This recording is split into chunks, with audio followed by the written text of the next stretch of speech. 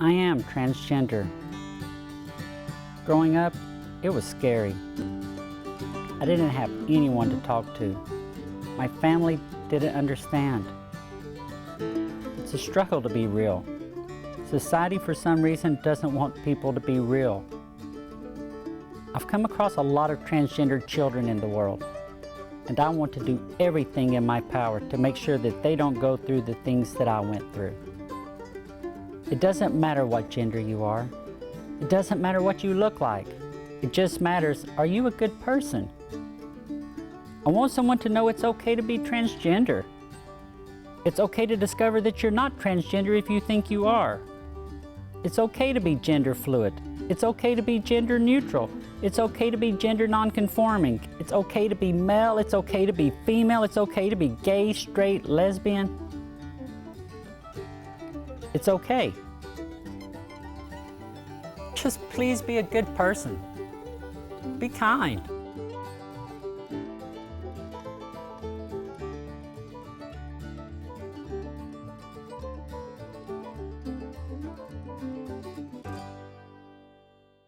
Hello everyone, and welcome back to another episode of Kelly's Quest. We have finally made it past winter, and I'm here to tell you my southern blood is very happy about it. This winter, even though it was mild up here, Kyle, was not easy for me, not at all.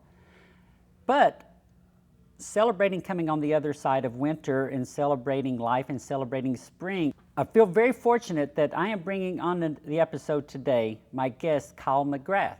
Kyle is the program director for Greater Boston PFLAG, and what a wonderful organization it is. I truly feel blessed, Kyle, that I became a part of your program and get to meet you and work with you. I don't have quite the words and experience to explain what PFLAG does and the wonderful things you do. Would you like to kind of just give an introduction of what PFLAG is to our audience? Because I'm sure they're going to appreciate it. Totally, the spiel. I can give the spiel. Give the spiel. So Greater Boston PFLAG is a part of a national organization which is called PFLAG, which is really a family and parent-focused organization. It started in New York City years and years ago by one parent who wanted to support her gay son, particularly during the AIDS epidemic, or back when the AIDS epidemic in the 80s was as high profile as it was. And so essentially what happened after that was, state after state started starting its own chapter for parents, and then eventually Boston did. And over the years, Boston has grown to actually have a staff. And so the organization, while sort of coming from a foundation of supporting parents and families, we're fortunate enough to do a lot of work to support communities above and beyond supporting families. So as an organization, in terms of the programming we do several. So one of the biggest one is our support groups. We have support groups for anyone. We have 18 within 495 towards Boston. Some of them are for anyone to go to, but mostly parents go to them, parents and caregivers. And then we have some specifically for parents of transgender folks, which has been really powerful, both in terms of a place of pride for us, but also the kinds of stories you hear from parents who are coming into those support groups for the first time. It's really powerful. We also have a helpline for parents and caregivers to call, and within 24 hours they get a call back from mostly other parents. We have some grandparents, but really those folks are just there to hear and listen. A lot of folks call when their child first comes out, because that's a vulnerable time. How do they, when they reach out to you, how are they finding you? I mean, are they just doing their own detailed research and going through it to find it, or how are they doing this? I'm pretty sure it's Google. It's probably the Google. I think it could also, oftentimes it's word of mouth, right? So, one person's out in school as trans or maybe, out as lesbian in the school, and then their parent knows about that person, their child comes out, and then they might talk to another parent. So a lot of parents talking to one another, especially in communities, I think of word of mouth. But most days, most things now, I think, are the internet. Folks Google, parent of gay or parent of transgender, and PFLAG comes right up. So we're really fortunate in that way, because that's the thing that we do really well. You definitely do very well with working with the youth. I mean, I know that the program that we delivered at my school system somehow or another, we managed to do 4 episodes to our teachers, to my coworkers, in 45-minute blogs, and the feedback was just phenomenal. Yeah.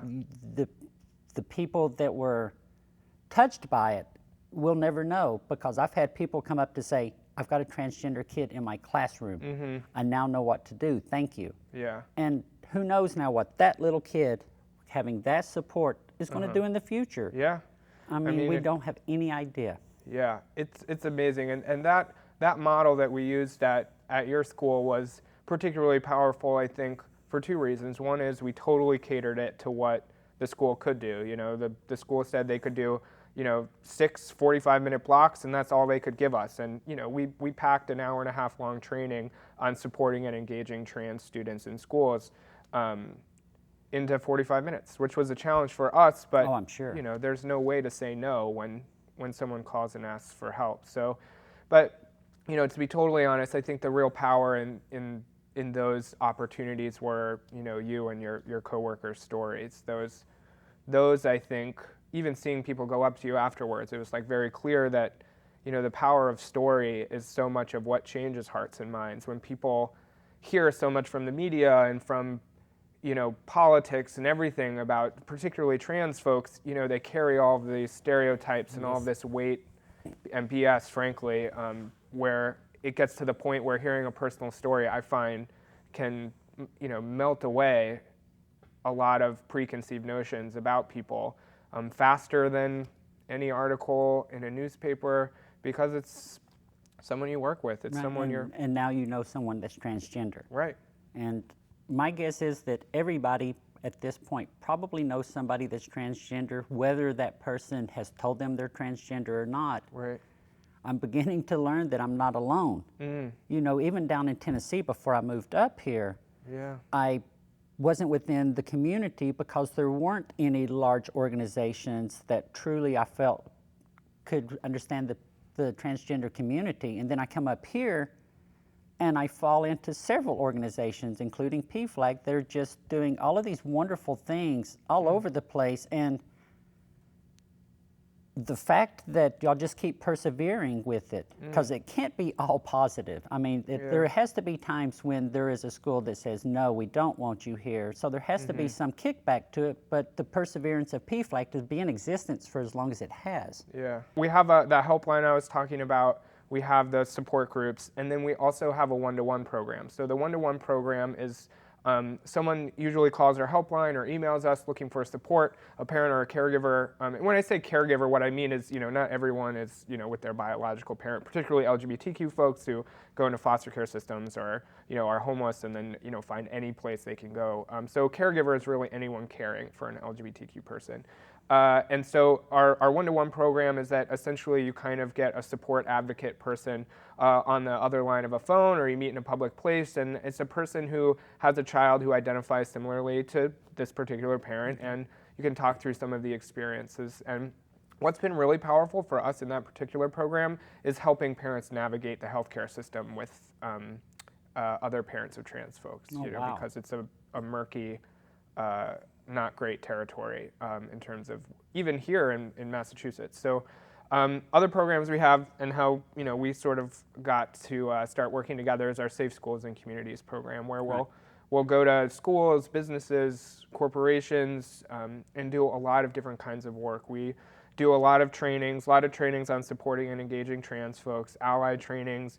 We'll do a bystander training, which is where we sort of support people in learning how to use language and sort of stand up against anti-LGBTQ language. And then for corporations, we'll do, we'll help build their affinity group. A lot of corporations have LGBTQ groups within the corporation, so we can help build them and plan out the year and things like that. Let's see, what else do we have? We have advocacy, so we're working really hard to pass a few bills right now.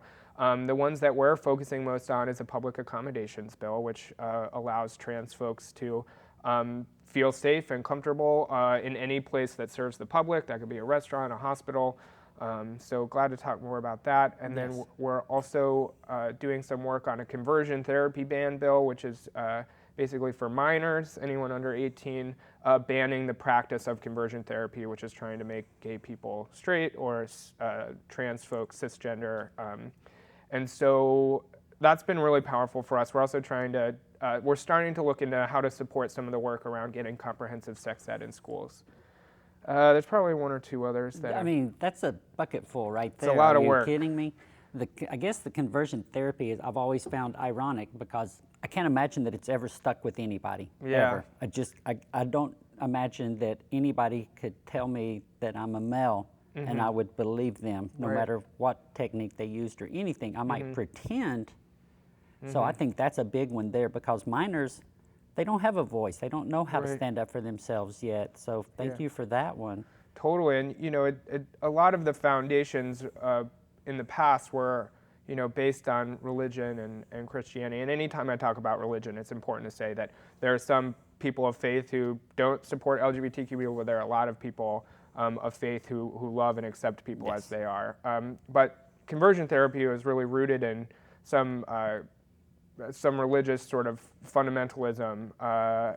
You know, people remember, and still exists, some like camps that people can go to where they try and make LGBT people straight or cis. And then what's particularly troubling about this bill is that it's for people who are under 18. And so when parents first hear their child has come out, they're in this really vulnerable place, right? They're like, I love my child, unequivocally. Parents are almost, you know, I love my child, I want to help Right. them. And then if they're getting misinformation about conversion therapy and that it's effective and it makes their child happier, well then, you know, it's hard to get angry at a parent who loves their child and wants to make them happy, but is just misinformed. Right. So banning it sort of prevents this sort of quackery, these so-called doctors, preventing them from offering it to minors who are also very vulnerable, you know, when someone comes out or starts recognizing, a lot of my friends, I think when they're young and starting to recognize that, you know, they're not straight, they're figuring out their identity, to then go to someone who then is telling them, you know, that something's wrong with them for having those thoughts. Right. You know, they're more susceptible to that. They haven't built their Even as an adult, Kyle, I Sure. struggled with that because when I finally transitioned, the first thing my family did, being very fundamentalist Southern Baptist, they were concerned for my soul. That's how Right, That's yes. how they're approaching this. Most fundamental Christians are approaching this as this is a soul going to heaven or going to hell thing, I believe. And Yeah. maybe there's some hate involved with it too, but in my case, I think it's that they're afraid that I'm going to go to hell. Sure. So as soon as I transitioned, there was a foundation, an organization called the Exodus organization. And I started receiving pamphlets from them. My family started putting me in contact with a transgender woman who had gone through the therapy program and now professed to be cisgender and not Yeah. transgender. Right, yeah. Well, the Exodus Foundation has since folded and has apologized to all of the people's lives that they've destroyed. And that was a very fundamentalist, religious-based organization that said, oh, wait, we have really harmed some people. So there is hope that we can change these minds. Now, the transgender woman that claimed to become cisgender, I haven't spoken to since. I imagine they're not very happy because Yeah. I can't imagine not being authentic. I Yeah. just can't imagine it.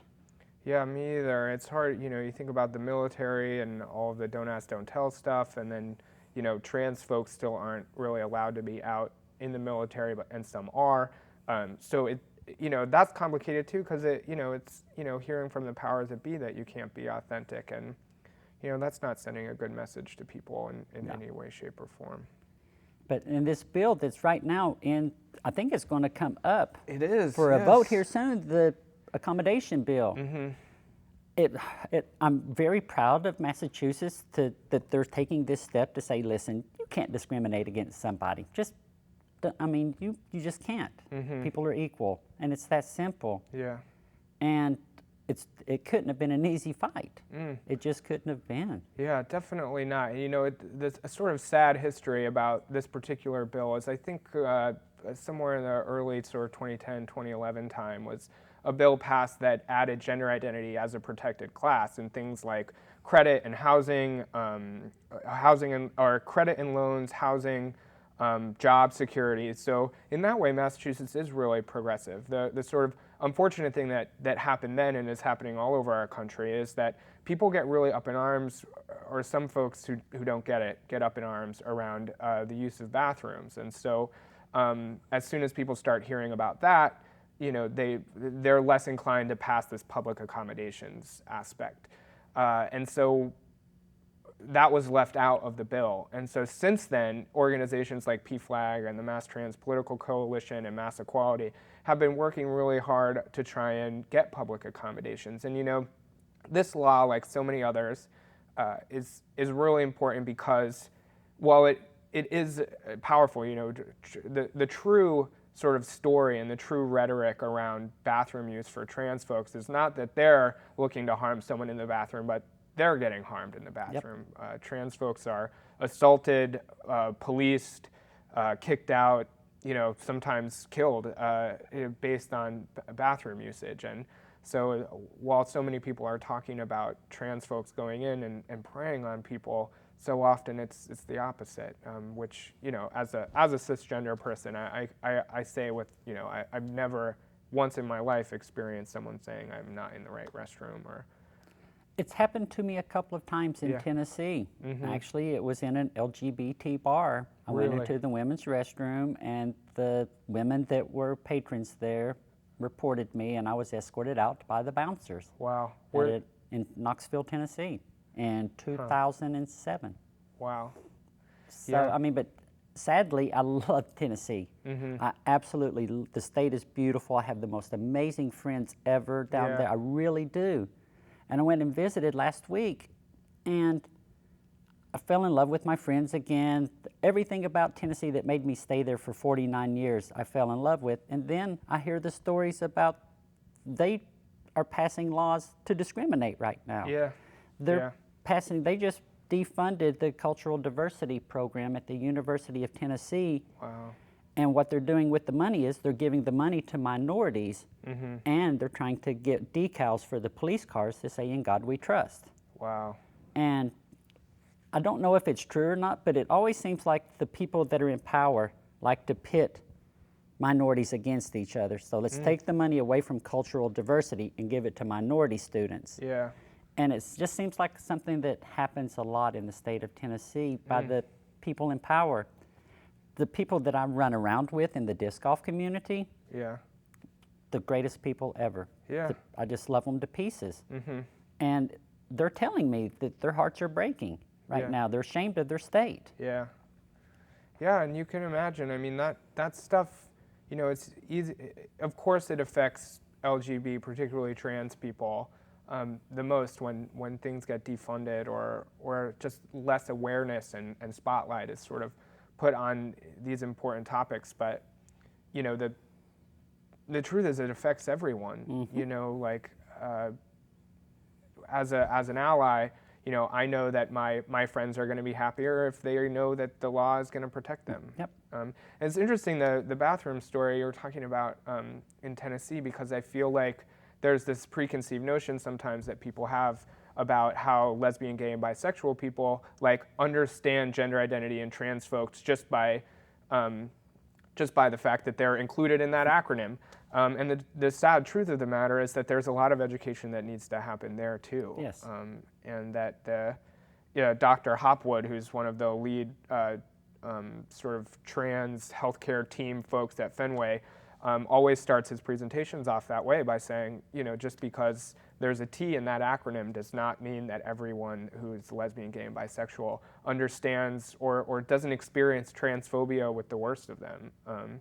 And it just really points to the fact how much education and awareness needs to be out there, which points to the fact of how great this show is. And how great PFLAG is. Yeah, for sure. It's just, every time I sit back, I come back from Tennessee, mm-hmm. and I sit down here with you, I bet you I couldn't even go into a public access TV station in Tennessee and do this show. I'm imagining that there would be grief and there would mm-hmm. be heartache, and it would be very difficult to do. Mm-hmm. And I don't understand the fear of me. Yeah. I don't understand why people are afraid of me. I struggle to consider myself your equal. I struggle to consider that I'm anything but less than. And for Yeah. people to fear me, even though I don't even consider myself your equal most of the time, I feel like that the laws don't protect me. I've been fired from too many jobs. Yeah. And then you come up to Massachusetts and I feel you're equal. And it is such a gift to just, like you were saying, to feel safe, to know that I can go into any place. Yeah. I've not experienced any in my face discrimination in Massachusetts. Yeah, I mean, that's powerful. And, you know, I think my journey as an ally has really got me to the place where the more I get into it, the more I think of this Bell Hooks quote about how, you know, difference is really the root and the core of creating a beloved community. That people living happily and liberated together is about being different and celebrating difference. And that, you know, it's too bad that in our society that being cisgender and being straight, you know, are considered the norm or even like the supreme, because so many of my trans friends who really have, I think, been able to overcome all of the terrible things that tend to happen to trans folks, have really sort of been huge parts of you know, their family's life, their friends' life. You know, it's such a really a beautiful thing to have people who are sort of living together and appreciating one's difference and each other's difference. And I think, you know, Massachusetts does that very well. Boston does that very well, for the most part. You know, there's always some difficulty and I think struggle around this idea of acceptance without really kind of understanding or like befriending people. The other thing I was going to say, just while I'm thinking of it, when I was going to say, you know, the law like the public accommodations bill is great and it's super powerful, and if we win, it'll be a big deal. But laws like that and so many other laws, particularly around funding around HIV and AIDS and housing, you know, these laws tend to affect some communities much worse than others, particularly, you know, black and brown folks black and brown trans women of color in particular, Right. you know, experience these laws, and, you know, violence happens to, you know, African American trans women, you know, at such disproportionate rates. It's wild. And so passing these bills, you know, one thing that I think Mass Equality and Mass Trans Political Coalition and us have really been trying to think about how to pass laws and raise awareness about how people are affected by transphobia the worst and across intersecting identities of, Right. of race, of socioeconomics, so like how much money folks make. You know, people who are poor, folks of color, who are trans women, those are the folks that the laws can really benefit the most. So yeah. I mean, it's kind of, I mean, in a way, that's how the U.S. has always worked. People have not been equal, and they've had to battle and bash against the system to become what they consider equals. And it's an ongoing beautiful thing with the U.S. that you can accomplish that goal of being considered an equal. Yeah. Like you were saying, there was a long ways to go. But it gives me hope that we're in a country that it can be done. Yeah. And you know, and you had asked about me earlier. I've sort of a career in advocacy work and political advocacy and marriage equality. And I learned a lot of lessons doing that work about how to build power to be able to move legislators who have a lot of power. And so what's really, I think, what's really powerful now around, you know, since we got marriage equality, there's been this really big backlash towards particularly the trans community, but also, you know, some states are passing, you know, blanket sort of laws that basically make room to discriminate against LGBT people in the workplace and public accommodations and everything as a backlash to marriage equality. But it's affecting trans folks the most because of everything that's going on around public accommodation stuff. And so it's been really powerful to see what the response has been, because I think while the LGBT community, you know, in getting to marriage equality kind of left trans folks in the dust at certain times, I think a lot of the big time sort of political advocacy organizations that were pushing hard for marriage equality are at least trying or thinking about trying how to get into the trans activism world and trans rights world. And that's looking really good, and it's moving quickly, in my opinion. You know, I'm sure for folks who are living as trans, it probably could go a lot faster. I mean, coming from my point of view, any movement is amazing, period. I mean, so I come from a point where if you are different, and I mean, it's almost, if you are different, you are not going to be treated equally, and it could be anything. And I hate to feel that way about my home state. I really do. But I mean, our governor just signed a bill that the House and Senate just passed, saying, therapists, you legally can tell somebody that you do not want to treat them if what they are doing goes against a personally held belief of yours. Right. Why have a law for something that they were already doing? Right. If I went to a Christian therapist as a transgender person, I would expect to not be treated by them, and I would expect for them to be a resource to send me to the place I needed to go. Right. There was never a law for that to happen, but now they're making laws to discriminate. Yeah, and to really, legislate discrimination. And it's important to remember too, like I know that, you know, there are plenty of Christian therapists, I'm sure, who would love to treat a trans person, and that the problem, I think, becomes, again, in this sort of fundamentalist sort of understanding of Christianity that I think, and other faiths as well, that really target, you know, LGBTQ people. It makes us gun shy of faith-based anything. Of course. I mean, I so many of my, I mean, some of the stories that I've heard, particularly, again, like some of my sort of friends who are gay men, black gay men who, you know, talk about their experiences with their family, with their community, and with their God and faith that are just, you know, make it so they never want to step foot in church again. And you know, spirituality for many people is, you know, a pillar of life, and so it's so sad to think that, you know, some communities of faith have isolated LGBTQ people, because faith for so many people is something that lifts people up and gives them hope, makes them feel, you know, like there's a purpose to all of this messiness.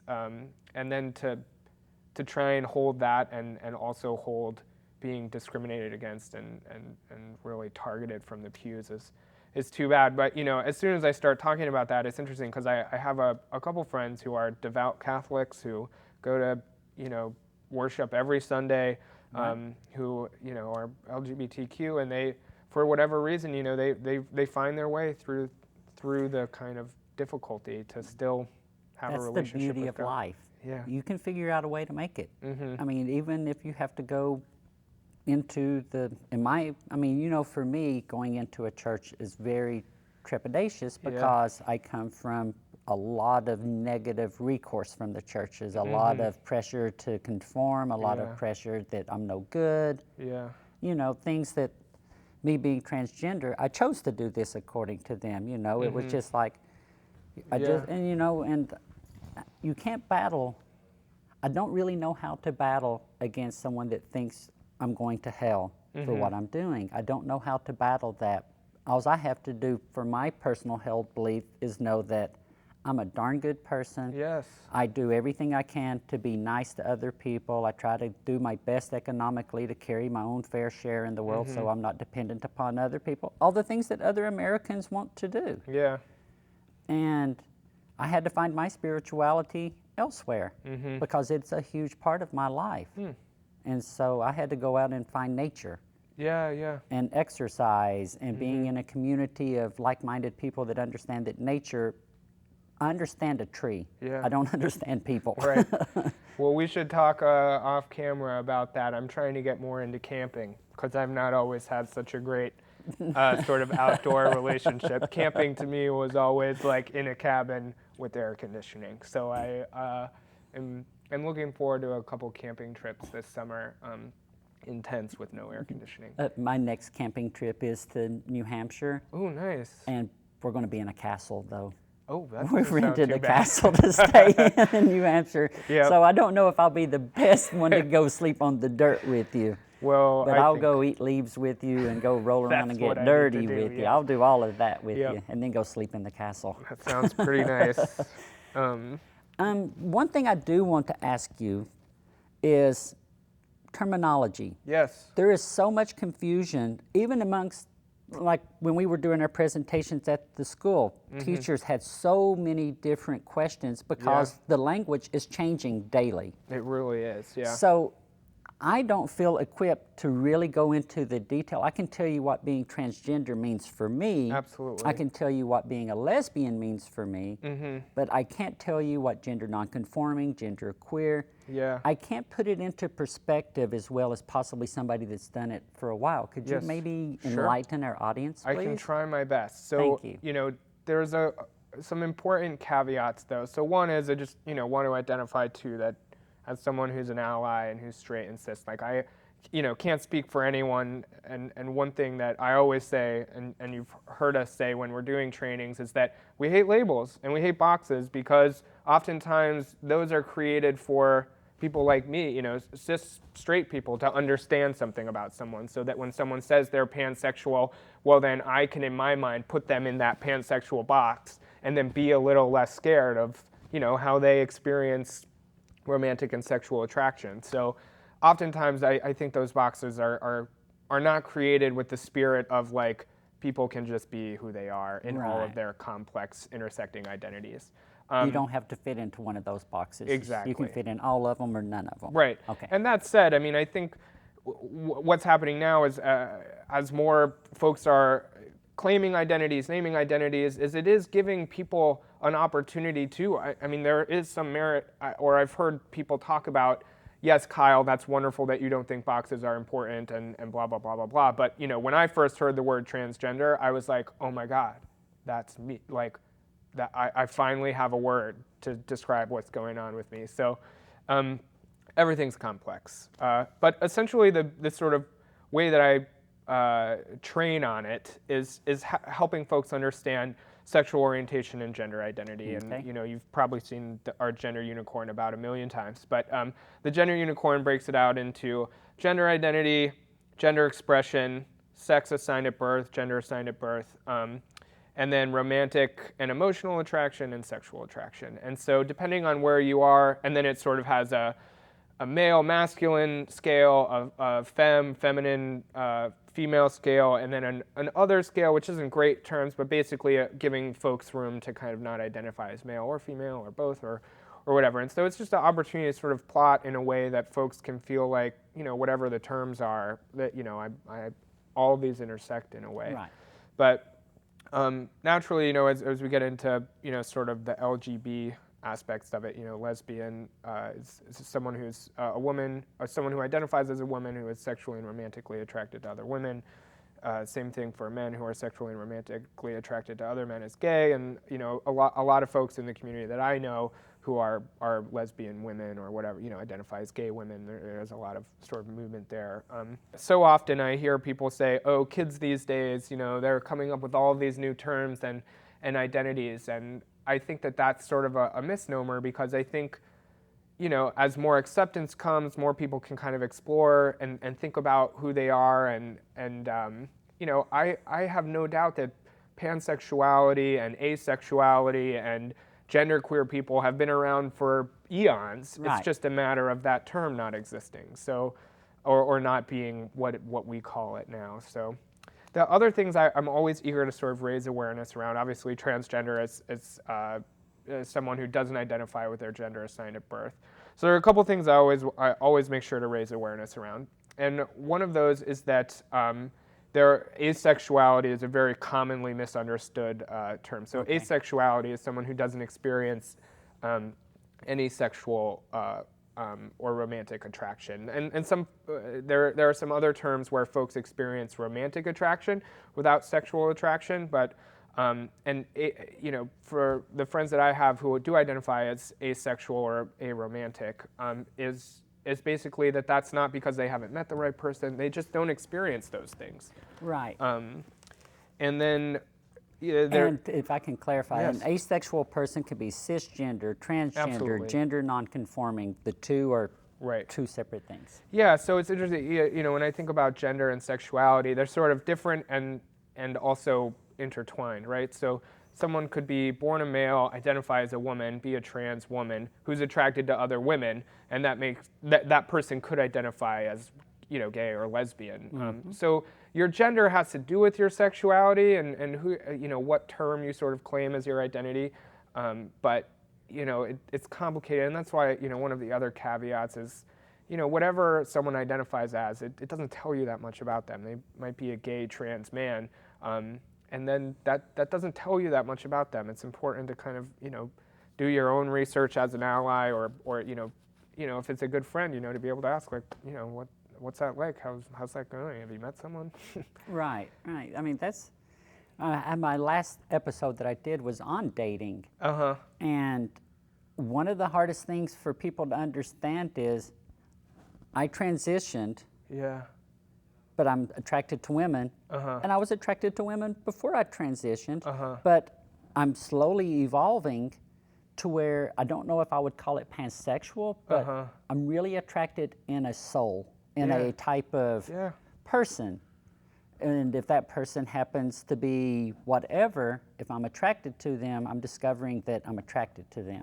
And it doesn't matter about much of anything else anymore other than their character as a human being and their soul, or not even soul, their internal being.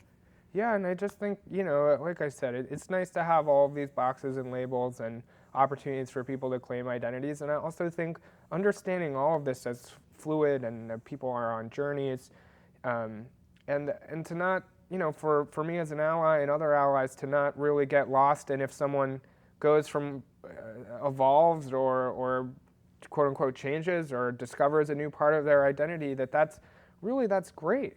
I mean, I think that's the process of, for me, and understanding my gender and sexual orientation, again, sort of understanding that I don't identify as trans, but there are a lot of sort of feminine characteristics about me, and while those things do get suppressed by others or sort of made fun of by others, that coming to terms with that for myself has been a sort of an act of liberation for me in accepting those things. And I know, I have one friend whose journey was a long, difficult one. As soon as they sort of started dressing differently, dressing as the gender they assigned with, that sort of authenticity, really helped, regardless of how much they were made fun of. I love that word, authenticity. Absolutely love it. It's one of my new favorite words. Yeah. Because it's not easy to acquire, authenticity. Because for me, I spent a lot of my time trying to please the church, trying to please my parents. So I never even got to understand who the authentic me was. So now I move up to Massachusetts, and the last 2 years I've been working on who is the authentic Kelly Jenkins. And I'm discovering that she changes. Not that she changes dramatically, but what my perception of who the authentic Kelly Jenkins was very much determined, unfortunately, by my upbringing. Right. And to go against that upbringing and to become my true self, I lie awake a lot at night.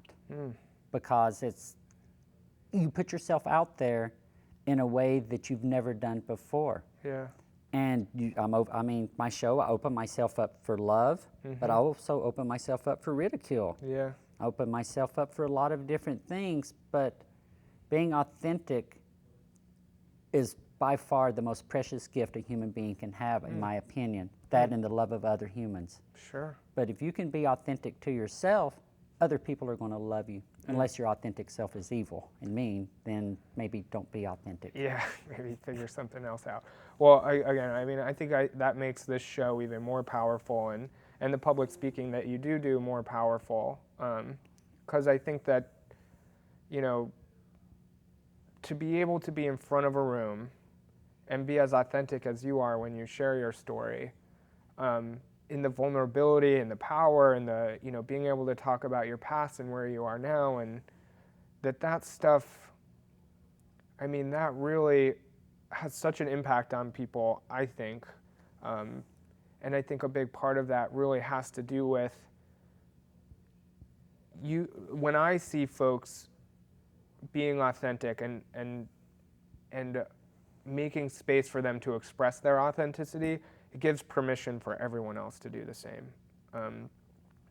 And so, however someone identifies, their authenticity, I think, gives us all permission to be authentic. And I think, as wonderful as that is, of course, the most important thing is creating communities where folks can be authentic in whatever that means to them. And be safe at the same time. Yeah, definitely. It is. I know that you all are doing a fantastic thing at PFLAG. I mean, the serendipity, the love of whatever it is that has made the dots connect to finally work with you and to get you on this show have just been phenomenal to me. I mean, I have to sit back, Kyle, and I can't imagine. I mean, the hard work that you guys have continuously put into it, and for me to just do this to lead to this to lead to being a part of your group is just, I love it. I mean, every time we would do our little deal at the school, I would get so excited because I knew that you were helping change the world. Yeah. And it's for the better. I mean, there's going to be people, there's going to be a lot of kickback. The more you push for equality, the more people, like you said, they're going to pass laws to discriminate. But just the battle that you guys are putting forth, it does my heart good because I know I'm not alone. Yeah. Well, I mean, it's great always to hear that. And of course, we're always trying to do more and grow our organization because, the work that we're doing when we think about the health disparities for LGBTQ folks, it's still prominent. That most research is still saying that LGBT folks, particularly trans folks, experience suicidal thoughts and suicidal ideation, at so much, I think 1.6% of the population, the general population, experience or attempt suicide, and it's still close to 40 or 41% of trans folks that do. And there are still trans folks who are, who are experiencing symptoms and not going to, experiencing symptoms like, whether it's the flu or whatever, and not going to the hospital because they've had so many bad experiences. Right. Or, kids are skipping school, and now with the opioid addiction being what it is, that's affecting LGBTQ, particularly LGBTQ people of color, the most. And so, more and more LGBTQ folks are getting, or not more and more, but as folks are getting kicked out of their house or not going to school, that's sort of starting to intersect with some of the opioid addiction stuff. And so the work is as important now, I think, as ever, particularly as we are trying to work against those health disparities that I think, again, like the public accommodations bill is powerful, it's really important, and there's still so much work to do around getting funding for housing for people, particularly as people are really kind of coming into the cities and raising those rents. It's forcing a lot of people out or out of their homes. And so a lot of work to do. And I think one thing that PFLAG is doing well and trying to do a lot better is really starting to frame its work around racial justice and think about how can we support queer justice or LGBTQ justice and equality and equity, but doing that from a frame of racial justice and thinking about how LGBTQ folks of color are experiencing discrimination at such far disproportionate rates. How can our programming, whether it's parent support or what schools we go into or what community health organizations we go to, be able to, sort of direct our resources there, which, is important and powerful, and it's also the work that really needs to be done. Are you finding that in the racial injustices of it all, because that's one thing I have very little experience of, and I actually would love to have someone of color come on the show. It's because it's a perspective I will obviously never have, and I would love to talk to them. Do you find that people, how are you reaching them, I guess? You're wanting to reach them. How are you going? Are you going into the cities to where the poor people, which unfortunately most poor people, because of economic disparity and everything, are of color or transgender or LGBT? And so how in the heck are you all getting to them to do this? I think the most important part of that is there are people doing that work specifically. There's a coalition of folks called Connect to Protect, which are singularly minded, looking at decreasing the epidemic of HIV and AIDS in Boston. And so that work is rooted in racial justice. And when I say racial justice, the idea is that the work that we're doing understands, racism as a huge part of what's happening. And so when that group gets together, we work together in different subcommittees to figure out how to reduce that and reduce it in ways that are long-term, lasting structural change. So Right. we want to create programs that don't happen once and never again. It's about creating something and working together that happens all the time, and will keep happening. And so, that's one thing. Boston Glass is an organization in Boston that works exclusively with folks of color, LGBTQ youth of color. Bagley is another great organization that has a lot of folks who are folks of color, and in terms of the youth that are going there. And there are others that are doing a lot of, and obviously the Hispanic Black Gay Coalition is, HBGC is, really so rooted in that work, and understanding the work from that perspective. So trying to build relationships there, and because our organization is great and powerful and doing a lot of work with parents, we're trying to build relationships with those folks to figure out how we can support So impressive. their work. Just so Yeah. impressive. I mean, it does my heart good. Mm-hmm. Well, there's a lot of work to do there, like where our country is at with race relations and racism. It really is the time to be building bridges, and again, the thing we've already been talking about is how LGBTQ people experience racism worse than non-LGBTQ folks of color. So, that work, could not be more important. And so, getting in there and trying to do the best we can is I think definitely the direction we're headed in. You do so much. I mean, I guess one final question for me is, as I'm listening to everything that you're doing, so you're lifting up a rock to try to clean out. Yeah. And you're doing this over and over and over again, and you keep finding, oh, now we've got to work here for equality, now we've got to work here for equality, now we're working here. What do you do to keep yourself healthy? Oh my goodness. What do you do to, because I mean, this is for me personally, because I am going to go into, my goal is to become much more involved in advocacy. And one of my fears is to get so personally involved that I burn myself out, I guess. So what do you do to have fun, I guess? Yeah, and it is a problem. I think burnout, when, holding yourself accountable to the injustices that do exist is not a foregone conclusion, but certainly I think as you look at what's happening in North Carolina, as you see injustice in so many places, even in our state, just sort of chaining yourself to those, I think the process for that for me has been exhausting. And again, I do that, and I don't even experience the discrimination I'm trying to fight against. So I know that for a lot of my LGBTQ friends, burnout is even harder, because every time I go into a school or a community and they say some homophobic or transphobic thing, which is not, blatant, it's usually, very sort of just unaware sort of comments, I can correct them, but it doesn't affect me. But, I think when it comes to like self-care, it's really about creating habits. That's what I've found the most important, cooking for myself, making sure I spend time with friends, even so much so that I have reminders on my calendar to, call my friend in Chicago or call my friends in Maine. Because I find when I detach from those things that I'm not the sort of ally or the person fighting for justice that I would be if I wasn't doing that, and it's interesting. I had a partner. I was in Indiana working on a marriage equality campaign, and I had a partner tell me about this quote. It's escaping me who said it, but it's basically the idea of taking care of yourself is an act of social justice, because we're our best activists when we're our best selves, and if we're not taking care of ourselves, our heart might not be as in it either. So glad it. Certainly camping has been good.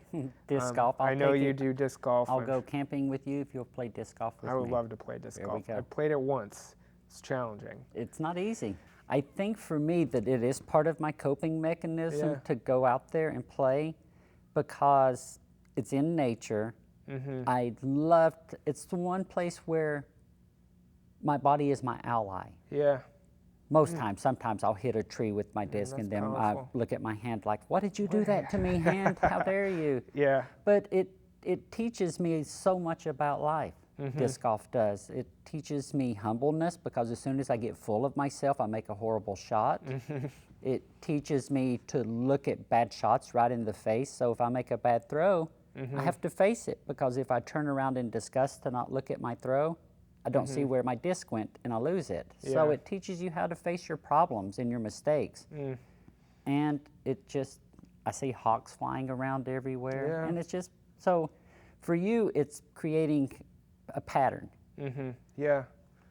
Yeah, I think habits are important. I mean, I also think it's the little thing, spending time with my partner. It's spending, spending time with my family. I love baseball. It is really about, I think, finding those things that fill up your cup or make you remember you have a cup that needs filling that I think can kind of sustain. But, it's also important to be able, I think, be honest with yourself and say, I'm burnt out right now. I need to figure out a way to kind of get back in this That stuff. kind of happened to me from when I did my last episode till now. Yeah. I've not really done a whole lot with the show because there was a lot of traumatic things that happened this winter and it burned me out. There was a suicide of a gender nonconforming or transgender child in the high school right up above the middle school that I teach at. And it affected me because it was right in the middle of doing these presentations with you to save children's lives.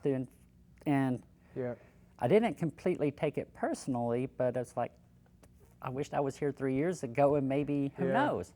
I know Yeah. that I can't stop a kid from doing that, but it burned me out. It made me lose faith in what I was doing a little bit instead of making me more determined Yeah. to do it more. Yeah, when that stuff happens, I mean, that really does pierce to the heart of, I think, folks who are trying to make it so that doesn't happen. And one thing that I've been trying to work on too, particularly holding a lot of guilt around privilege, being white, straight, cisgender, I experienced life in a very privileged way, is really to remind myself who's to blame. Like when trans folks are taking their lives, like I always wish that I could have had an impact somewhere that prevented that. And then I remind myself that, well, that's society. That's the norms of our society that's pushing people who are wonderful and beautiful, who they are, into a place where they don't feel that they're wonderful and beautiful the way they are. And it's our society that's doing that.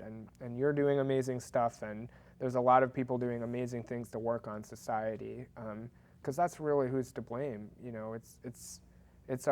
It's the folks who are making the laws. It's the folks who are running the schools. It's our greater society that's really making it hard for LGBT, particularly trans folks, to live. So sometimes when I remind myself who's to blame for what's going on, it does re-engage me because I know that you and me and we're in this together and we're doing this work to change that. Knock on wood, we succeed. Yeah. I mean, have no choice but to try at this point in the game, in my opinion. The genie is not going to be stuffed back in the bottle. No. I'm not going to all of a sudden become a stealth transgender woman. Again, I used to deny. People would say, are you transgender? No, I would just straight up lie to them out of fear, out of whatever reason. Yeah. And I would just say no. It was a very intrusive question and very rude for the person to ask in the first place. Of course, yeah. But I shouldn't have felt compelled to lie. And I always regret that I wasn't strong enough. I mean, maybe I would have got beat up. I don't know, because there's a real possibility that I could have gotten beat up by this person too. Yeah. But I always regretted that one thing, and I think that and just, I can't regret where I'm at in life right now. I actually am very glad that I'm sitting here in this chair. I say this all the time. I'm sitting here in this chair. I'm exactly where I want to be in life right now. So how in the hell can I begrudge my previous existence and everything if it's put me to right where I'm at in life now?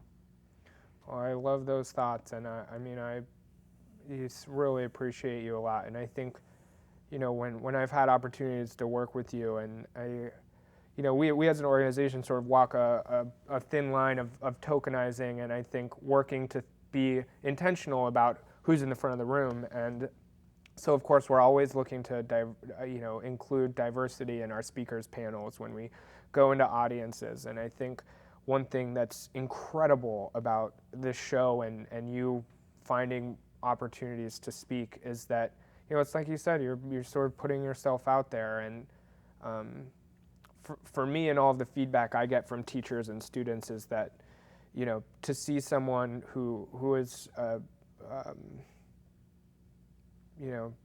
living life, really living life as full as possible, and who didn't have it easy, those stories, and to be in the front of the room is what needs to be happening now. We at this point, we have to make sure that trans folks are in the front of rooms, are telling stories, are doing trainings about supporting and engaging trans folks in all different kinds of communities is so important, because while advances in trans awareness, is getting better, Yes. I still feel like, unfortunately, when people talk about trans folks, too many times it's about statistics and disenfranchisement and discrimination. And so to be able to claim spaces like this and to be able to get in front of the room and speak, I think reminds people that what it means to be trans is a very dynamic thing. Yes, I am not like any other trans person I've ever met. Right. I'm not like any other human being I've ever met. Right. And I'm hoping that every other human being says that there's no one else on this planet like them Right. at all, and accept it and appreciate it. Kyle, this episode has been so informative. I mean, I truly do feel blessed and lucky to have landed you to come on the show, because, I mean, it's just the work that you're doing, the work that PFLAG is doing is, I like the fact that it's an ever-evolving organization, that it doesn't stay pigeonholed. This is what we're good at, so we're not going to venture and learn new things. We're going to stay with what we're good at. You all are willing to go out there and now focus more on trans issues. Yeah. And I mean, and now you're talking about more racial equality. You're starting. That's huge to go. I mean, to be willing to go out there and fight for equality when there's a lot of people in the transgender community that need that, because we are very, very, very minuscule part of the population, and we need tons of allies. If you want to make a difference and you truly want to help a cause, I cannot think of a better one to do. I'm sure that speakers are important. I'm sure that money is important for your cause. I'm sure that if there's teachers out there at a school that want to bring PFLAG into the school, they'll be more than happy to do that. We're just asking to help. Yeah, because this is so important right now. I mean, I went to Tennessee last week for vacation. I was saying, I drove an hour out of my way just to go into North Carolina to use the women's restroom. I mean, when I sit back and think that I did that, I'm like, A, is that silly that I did that? Or B, is that me saying, I'm not ashamed of who I am and I'm going to go stand up for myself? I went in and I'm like, stop me from going to the women's restroom. That was how I approached it. It's like, how are you going to enforce this silly discriminatory law? You're going to get people killed. Yeah, it's And awful. if we can have people anywhere to reach out to PFLAG, to be a volunteer, to help, we need help right now, and I'm not too ashamed to ask for it. Yeah. Well, Kyle, I really do appreciate you coming problem. on to the show, and everyone out there, please reach out to PFLAG and help. Greater Boston PFLAG, they're all over the nation. Yep. There's other organizations. If you're struggling with anything, or if you're a parent that wants more information, a fantastic resource. And if Kyle doesn't have the answer, has the networking to get the answer to you. And so just everyone, do your best to help us, please. And thank you, everyone. And we will see you again here very soon. And Kyle, thank you for being a part of Greater Boston PFLAG and doing the wonderful work that you're doing. Yeah, thanks for the work you're doing. I know you're getting more and more active with all of it, and it's really cool to see. It kind of makes it easier when I have people holding my hand. I'll be honest. Well, there's a lot more fun coming up. Nice. Curious. Everybody, we'll see you again here soon. Thank you, Kyle, and take care. Bye. Thank you.